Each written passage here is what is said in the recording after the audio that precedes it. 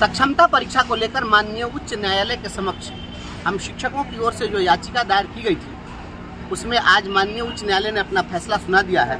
और पारित किए गए फैसला के अनुसार जो विशिष्ट शिक्षक के लिए जो सक्षमता परीक्षा के आयोजन की बात थी, उसको माननीय न्यायालय ने कहा कि आप इसको बाध्यकारी प्रोविजन के रूप में नहीं बना सकते हैं कि हर किसी को परीक्षा में शामिल होना ही हो और अनुत्तीर्ण होने वाले को आप हटा देंगे। यह प्रावधान नहीं चलेगा, ये प्रावधान स्ट्रक डाउन किया गया है। हाँ, ये चीज़ अब सभी लोग जानना चाहते हैं कि जो परीक्षा होगी उसका क्या होगा, तो मैं स्पष्ट कर देता हूँ कि जो जानकारी है उसके हिसाब से सक्षमता परीक्षा जिन्होंने भी दे दिया है उनकी पोस्टिंग सक्षमता विशिष्ट शिक्षक के रूप में होगी।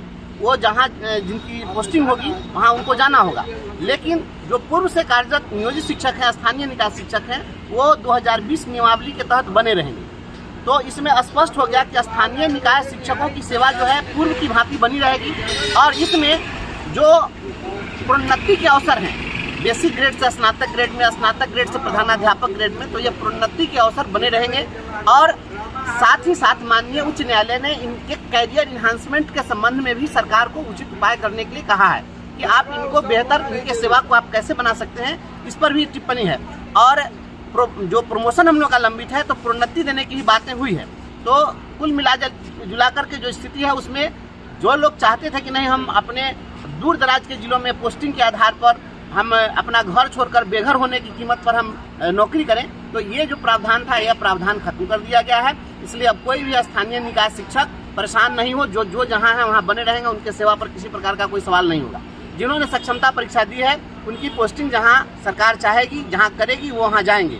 और हाँ, यह भी तय है कि हमारा जो बेसिक ग्रेड से स्नातक ग्रेड में और स्नातक ग्रेड से प्रधानाध्यापक ग्रेड में जो प्रमोशन का जो हमारा प्रोविजन है, तो हम हेडमास्टर तक बनेंगे, तो यह हमारा बना रहेगा। इसलिए ये चीज़ सुविधा हमको मिलेगी। साथ ही साथ जो सरकार को सलाह दी गई है, उस सलाह के तहत फिर हमारे कैरियर इन्हांसमेंट के संबंध में, जैसे राज्यकर्मी बनाने के संबंध में, इन चीज़ों पर भी कुछ न कुछ टिप्पणी है। जो फैसला पूरा विस्तृत आएगा, जो शाम में जब आ जाएगा, अपलोड हो जाएगा, तो उससे पता चल पाएगा।